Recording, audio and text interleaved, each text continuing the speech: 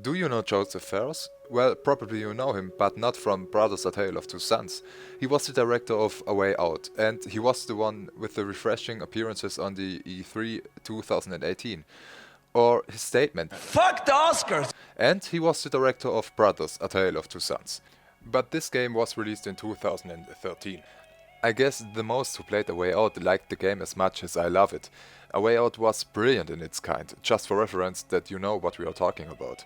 Because in my opinion Brothers is not worse than A Way Out, so my expectations were high when they announced A Way Out in 2018. If you liked A Way Out, then you can have high expectations on Brothers.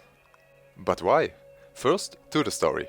The protagonists, the both you see just in the video, are brothers. The third person, which is lying in that cart, is their father, and he's very sick. After a short visit at the local doctor, medicine man or shaman, he sent the brothers on a journey to an old tree with healing powers. They should bring from the tree something back to heal the father. And with that simple mission, a wonderful journey begin.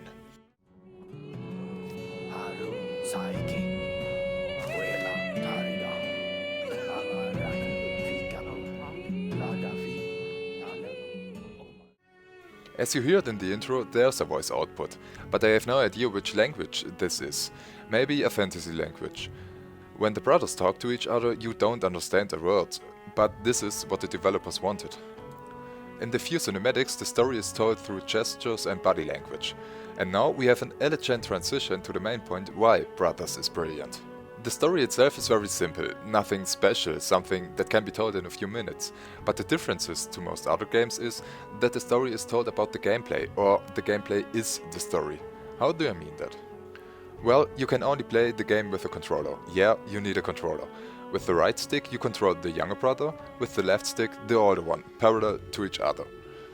Because of that, the control is harder in some situations, especially if the younger one walks on the left and the older one on the right side. You get mixed up very quickly. And to be honest, I never really got used to it. Maybe because the game is only 2 hours long. During the journey you will see many different places. All in all, the game is very varied. You meet different creatures, some are friendly, others not. Again and again the brothers have to face challenges together. They have to solve problems that only can be solved by them. And again, the game is pleasant varied. Sometimes it's easier, for example the older brother helps his younger brother to climb about the cliff edge, and then the younger one throw a rope down.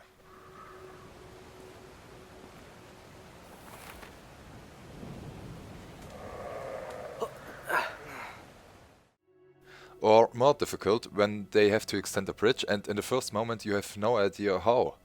But the game is never really challenging.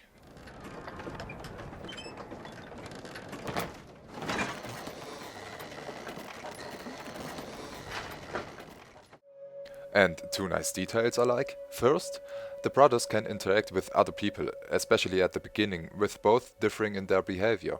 Simple but genius from the developers, because of that they both are not just interchangeable figures. And second, during the travel you can find again and again a bench where you can have a seat. I recommend to do that. In conclusion, I would say what I said at the beginning of the video. This game is fantastic. And you will only need 2 hours, so I would say give it a try, you will have a nice evening. And if you think the idea, the gameplay is the story is just nice, but not more, then I can only say again, play it. The reason why this game is so brilliant will be revealed in the end.